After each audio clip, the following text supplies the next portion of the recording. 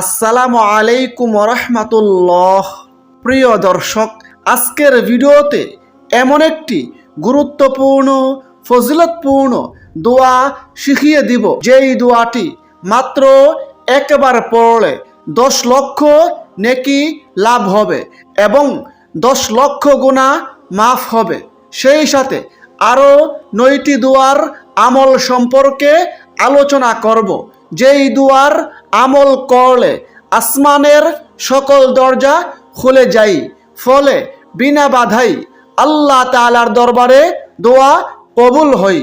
যেই দোয়ার আমল করলে মনের আশা পূরণ হয়, দোয়া কবুল হয়, সকল গুনাহ আল্লাহ তাআলা মাফ করে দেন। সেই সাথে এমন একটি দোয়া সম্পর্কে জানিয়ে দিব, যেই দোয়ার আমল করলে 70টি বড় বড় বিপদ থেকে মুক্তি পাবেন, অভাব অনটন থেকে মুক্তি পাবেন। সেই সাথে এমন একটি দোয়া শিখিয়ে দিব, যেই দোয়ার আমল করলে ঋণ থেকে মুক্তি পাবেন। গায়েবীভাবে আল্লাহ তাআলা আপনার ঋণ মুক্তির ব্যবস্থা করে দিবেন। আল্লাহ তাআলা আপনাকে গায়েবীভাবে বৃষ্টির ফুটার মতো রিজিক দান করবেন। দুশ্চিন্তা পেরেশানি দূর হয়ে যাবে, বিপদ মুসিবত থেকে মুক্তি পাবেন। এছাড়াও আরও অসংখ্য ফজিলত ও উপকারিতা রয়েছে এই সকল দোয়ার আমলের মাধ্যমে। সুতরাং প্রিয় দর্শক, গুরুত্বপূর্ণ এই ভিডিওটি না টেনে আমলের নিয়তে সম্পূর্ণ দেখতে থাকুন এবং উপকারী মনে হলে প্রিয়জনের কাছে শেয়ার করুন, যেন তারাও জানতে পারে এবং আমল করতে পারে। আর আপনি যদি আমাদের চ্যানেলের নতুন দর্শক হয়ে থাকেন, তাহলে চ্যানেলটি সাবস্ক্রাইব করে পাশের বেল আইকনটি অল নোটিফিকেশন করে রাখুন, যেন পরবর্তী ভিডিওগুলো সহজেই পেয়ে যান। আল্লাহ তাআলা পবিত্র কোরআনে বলেন, হে ঈমানদাররা, তোমরা আল্লাহকে অধিক পরিমাণে স্মরণ করো এবং সকাল সন্ধ্যায় তার পবিত্রতা ঘোষণা করো। সূরা আহজাব আয়াত 41-42। আল্লাহ তাআলা পবিত্র কোরআনের অন্য স্থানে বলেন, তোমরা আল্লাহকে অধিক পরিমাণে স্মরণ করবে যাতে সফলতা অর্জন করো। সূরা আনফাল আয়াত 45। আল্লাহ তাআলা পবিত্র কোরআনের অন্য স্থানে বলেন, যারা ঈমান আনে ও নেক কাজ করে তাদের জন্য আছে নিয়ামতে ভরা জান্নাত, সেখানে তারা চিরস্থায়ী হবে। আল্লাহর প্রতিশ্রুতি সত্য, তিনি পরাক্রমশালী প্রজ্ঞাময়ী। সূরা লুকমান আয়াত 8-9। আল্লাহ তাআলা কোরআনের অন্য স্থানে বলেন, নিশ্চয়ই যারা ঈমান এনেছে এবং নেক আমল করেছে তাদের মেহমানদারির জন্য রয়েছে জান্নাতুল ফিরদাউস। সুবহানাল্লাহ। তাছাড়া এই সকল নেক আমলের মাধ্যমে জীবনে কল্যাণ আসবে, উত্তম জীবন লাভ হবে। এ প্রসঙ্গে আল্লাহ তাআলা নিজেই পবিত্র কোরআনে ওয়াদা করে বলেছেন, মুমিন পুরুষ ও নারীর মধ্যে যে কেউ সৎ কাজ করবে তাকে আমি নিশ্চয়ই আনন্দময় জীবন দান করব এবং তাদেরকে তাদের কৃতকর্মের শ্রেষ্ঠ পুরস্কার দান করব। সুবহানাল্লাহ। সূরা নাহাল আয়াত 97। দর্শক, দোয়া খুবই গুরুত্বপূর্ণ ফজিলতপূর্ণ ইবাদত। দোয়ার মাধ্যমে বান্দার অসংখ্য উপকার ও পুরস্কার লাভ হয়। দোয়ার মাধ্যমে বান্দার কপাল খুলে যায়। দোয়া মহান আল্লাহ তাআলার প্রতি বান্দার দীনতা, হীনতা ও বিনয় প্রকাশের একটি বিশেষ মাধ্যম। এর মাধ্যমে বান্দা নিজেকে মহান স্রষ্টার সঙ্গে সম্পর্ক তৈরি করে। দোয়ার গুরুত্ব তুলে ধরে আল্লাহ তাআলা পবিত্র কোরআনে বলেন, উদউনি আস্তাজিব লাকুম, তোমরা আমাকে ডাকো, আমি তোমাদের ডাকে সাড়া দিব। অর্থাৎ তোমরা আমার কাছে দোয়া করো, আমি তোমাদের দোয়া কবুল করব। সুবহানাল্লাহ। হাদিসে রয়েছে, নবীজি বলেছেন, আদ-দুআউ হুয়াল ইবাদাহ, অর্থাৎ দোয়াই হচ্ছে ইবাদত। অপর হাদিসে নবীজি বলেন, আদ-দুআউ মুখুল ইবাদাহ, অর্থাৎ দোয়া হচ্ছে ইবাদতের মগজ। সুতরাং প্রিয় দর্শক, এই দোয়াগুলোর আমল করার চেষ্টা করুন। তাহলে চলুন আমরা একটি একটি করে দোয়াগুলো সম্পর্কে আলোচনা করি। 1 নম্বর, যেই দোয়ার আমল করলে আসমানের সকল দরজা খুলে যায়, ফলে বিনা বাধাই আল্লাহ তাআলার দরবারে দোয়া কবুল হয়, সেই গুরুত্বপূর্ণ দোয়াটি হচ্ছে আল্লাহু আকবার কাবীরা ওয়ালহামদুলিল্লাহি কাসীরা ওয়া সুবহানাল্লাহি বুকরাতাও ওয়া আসীলা। এই দোয়ার ফজিলত প্রসঙ্গে হাদিসে রয়েছে, হযরত আব্দুল্লাহ ইবনে ওমর রাদিয়াল্লাহু আনহু বলেন, আমরা একবার রাসূলের সঙ্গে নামাজ পড়ছিলাম। সেই মুহূর্তে এক ব্যক্তি বলে উঠল, আল্লাহু আকবার কাবীরা ওয়ালহামদুলিল্লাহি কাসীরা ওয়া সুবহানাল্লাহি বুকরাতাও ওয়া আসীলা। তখন নবীজি বললেন, কে বলল এসব কথা? অতঃপর সেই লোকটি বলল, ইয়া রাসূলুল্লাহ, আমি বলেছি। তখন নবীজি বললেন, এই কথাগুলো আমাকে আশান্বিত করেছে। এই কথার কারণে আসমানের সকল দরজা খুলে গেছে। সুবহানাল্লাহ। হযরত আব্দুল্লাহ ইবনে ওমর বলেন, রাসূলের কণ্ঠে এরূপ কথা শোনার পর থেকে আমি কখনো এই বাক্যগুলো বলতে ছাড়িনি। দোয়াটি বর্ণিত হয়েছে মুসনাদ আহমদে এবং মুসলিম শরীফে। 2 নম্বর, যেই দোয়ার আমল করলে দুশ্চিন্তা পেরেশানি দূর হয়ে যায়, দোয়াটি হচ্ছে হাসবিয়াল্লাহু লা ইলাহা ইল্লা হুয়া আলাইহি তাওয়াক্কালতু ওয়া হুয়া রব্বুল আরশিল আযীম। এই দোয়ার ফজিলত প্রসঙ্গে হাদিসে রয়েছে, হযরত আবু দারদা রাদিয়াল্লাহু আনহু বলেন, যে ব্যক্তি দুশ্চিন্তা পেরেশানির সময় এই দোয়াটি সকাল সন্ধ্যায় 7 বার করে পাঠ করবে, আল্লাহ তাআলা তার দুনিয়া ও আখিরাতের সকল প্রকারের দুশ্চিন্তা পেরেশানি থেকে তাকে হেফাজত করবেন। সুবহানাল্লাহ। দোয়াটি বর্ণিত হয়েছে আবু দাউদ শরীফে। দর্শক, আমি দোয়াটি আবারও বলে দিচ্ছি, হাসবিয়াল্লাহু লা ইলাহা ইল্লা হুয়া আলাইহি তাওয়াক্কালতু ওয়া হুয়া রব্বুল আরশিল আযীম। 3 নম্বর, যেই দোয়ার আমল করলে অনবরত ও অসংখ্য পরিমাণে নেকি লাভ হয়। দীর্ঘ সময় ধরে করা আমল থেকেও এর ফজিলত ও সওয়াব বেশি হয়।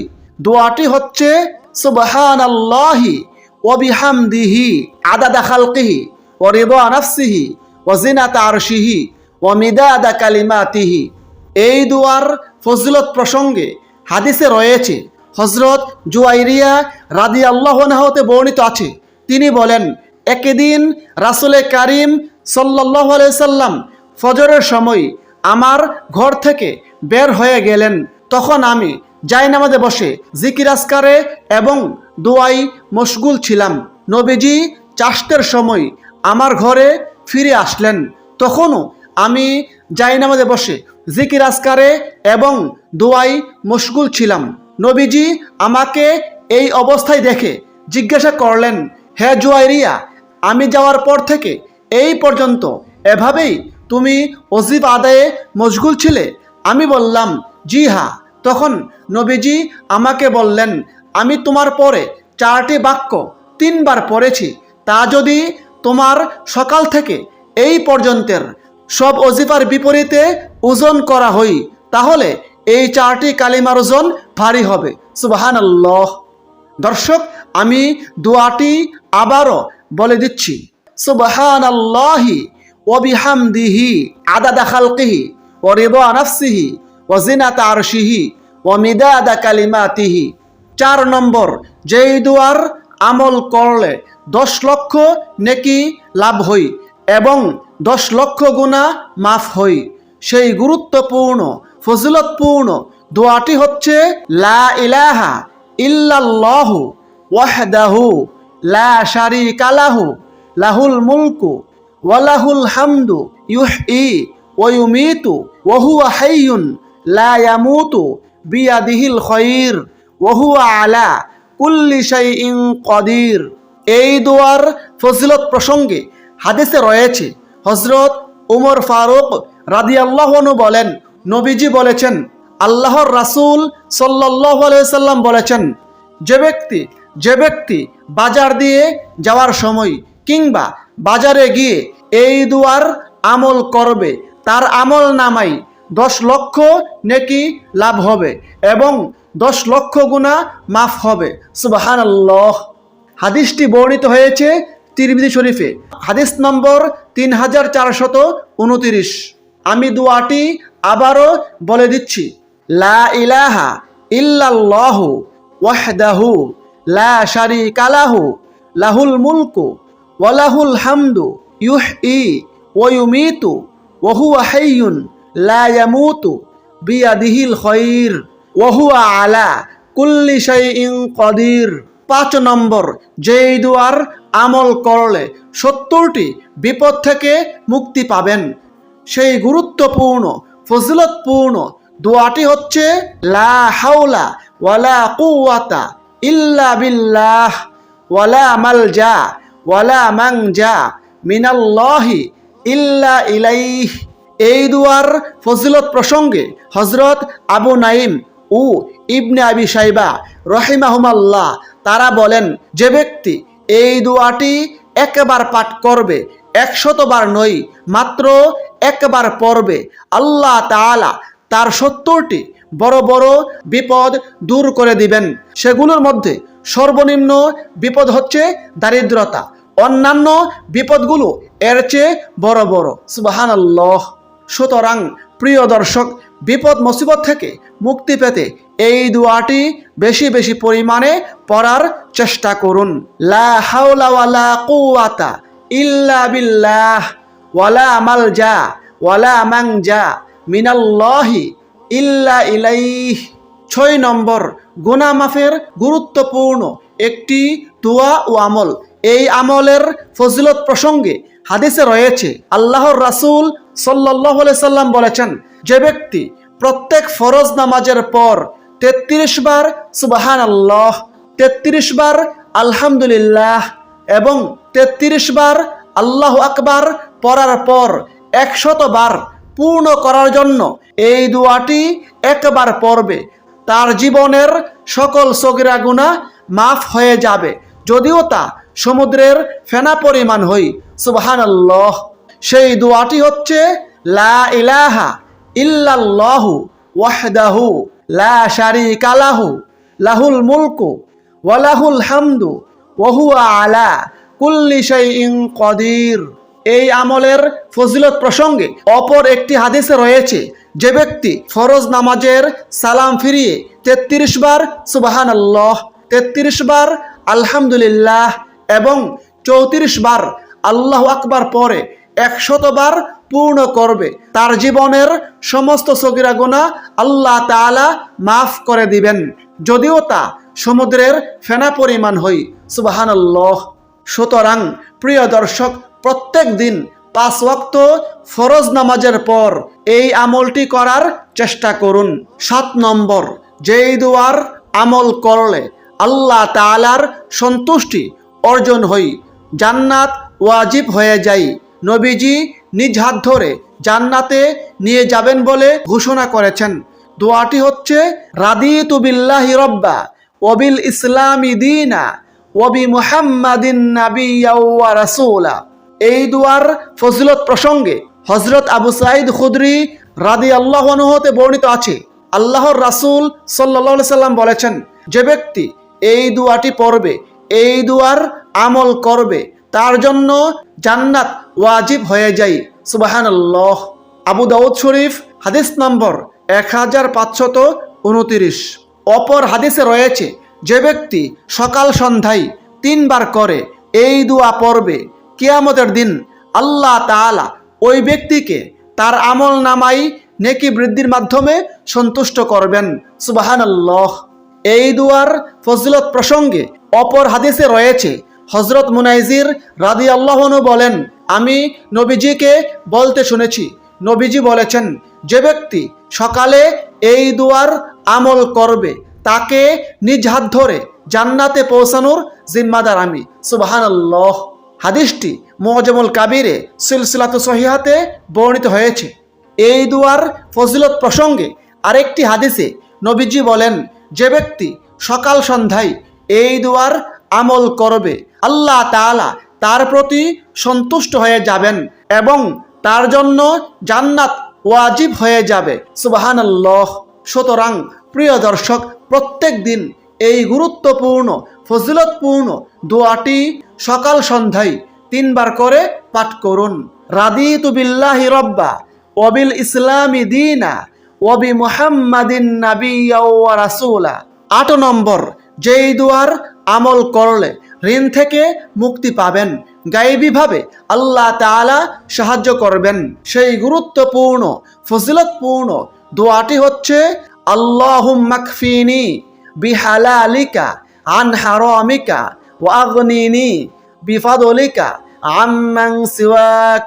এই দুয়ার ফজিলত প্রসঙ্গে হাদিসে রয়েছে, হযরত আলী রাদিয়াল্লাহু আনহু বর্ণনা করেন, একবার একজন চুক্তিবদ্ধ গোলাম তার কাছে এসে বলেন, আমার চুক্তির অর্থ পরিশোধ করতে আমি অপারগ হয়ে পড়েছি, আপনি আমাকে কিছু সাহায্য করুন। তখন হযরত আলী বললেন, আমি কি তোমাকে এমন একটি দোয়া শিখিয়ে দিব না যা আমাকে নবীজি শিখিয়েছিলেন? যদি তুমি এই দুয়ার আমল করো তাহলে আল্লাহ তাআলা তোমার ঋণ মুক্তির ব্যবস্থা করে দিবেন, যদিও তোমার ঋণ পাহাড় সম পরিমাণ হই। সুবহানাল্লাহ। অতঃপর হযরত আলী এই দোয়াটি শিক্ষা দিলেন, আল্লাহুম্মা কফিনি বিহালালিকা আন হারামিকা ওয়া আগনিনি বিফাদলিকা আম্মান সিওয়াক। তিরমিজি শরীফ হাদিস নম্বর 3563, মুসনাদ আহমদ হাদিস নম্বর 1321। প্রিয় দর্শক, 9 নম্বরে খুবই গুরুত্বপূর্ণ ফজিলতপূর্ণ একটি জিকির সম্পর্কে আলোচনা করব, যেই জিকিরটি মাত্র 2 শব্দের এবং আপনি ইচ্ছে করলে চলতে ফিরতে, উঠতে বসতে, কাজে কর্মের ফাঁকে ফাঁকেও করতে পারেন। সেই গুরুত্বপূর্ণ ফজিলতপূর্ণ 2 শব্দের ছোট্ট জিকির হচ্ছে সুবহানাল্লাহ। সুবহানাল্লাহর আমলের মাধ্যমে 1000 নেকি লাভ হই এবং 1000 গুনাহ মাফ হই।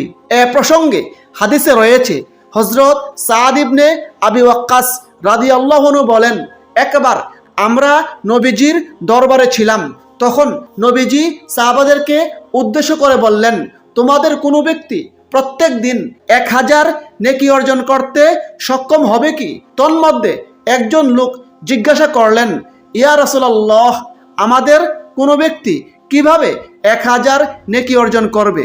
তখন নবীজি বললেন, 100 বার সুবহানাল্লাহ পড়লে তার আমল নামায় 1000 নেকি লেখা হবে, অথবা তার আমল নামা থেকে 1000 গুনাহ মাফ করা হবে। সুবহানাল্লাহ। এ প্রসঙ্গে হাদিসটি বর্ণিত হয়েছে মুসলিম শরীফে। 10 নম্বর, যেই দুয়ার আমল করলে মনের আশা পূরণ হই, সকল দোয়া কবুল হই, এবং হাদিসে সেই দোয়াকে ইসমে আজম বলা হয়েছে। ইসমে আজমের দোয়াটি হচ্ছে আল্লাহুম্মা ইন্নী আসআলুকা বিআন্না লাকাল হামদু লা ইলাহা ইল্লা আনতাল মান্নানু বাদিউস সামাওয়াতি ওয়াল আরদি ইয়া যাল জালালি ওয়াল ইকরাম ইয়া হাইয়্যু ইয়া কাইয়্যুম। এই ইসমে আজমের ফজিলত প্রসঙ্গে হাদিসে রয়েছে, একবার এক সাহাবী এই বাক্যগুলোর মাধ্যমে দোয়া করেছিলেন, তখন নবীজি বলেছিলেন, তোমরা কি জানো সে ব্যক্তি কি দিয়ে দোয়া করেছে? সে ব্যক্তি দোয়া করেছে ইসমে আজম দিয়ে, যার মাধ্যমে দোয়া করলে আল্লাহ তাআলা দোয়া কবুল করেন, যার মাধ্যমে আল্লাহ তাআলার কাছে কোনো কিছু প্রার্থনা করলে আল্লাহ তাআলা তাকে তা দান করেন। সুবহানাল্লাহ। হাদিসটি বর্ণিত হয়েছে তিরমিজি শরীফে, হাদিস নম্বর 3475, আবু দাউদ শরীফ হাদিস নম্বর 1495। সুতরাং প্রিয় দর্শক, যাদের দোয়া কবুল হয় না, যাদের মনের আশা পূরণ হয় না, তারা হাদিসের শিখানো এই দোয়ার আমল করুন। ইনশাআল্লাহ মনের আশা পূরণ হবে। আল্লাহ তাআলা দোয়া কবুল করবেন। মহান আল্লাহ তাআলা আমাদের সকলকে এই দোয়াগুলোর আমল করার তৌফিক দান করুন। আমিন। আসসালামু আলাইকুম ওয়া রাহমাতুল্লাহ।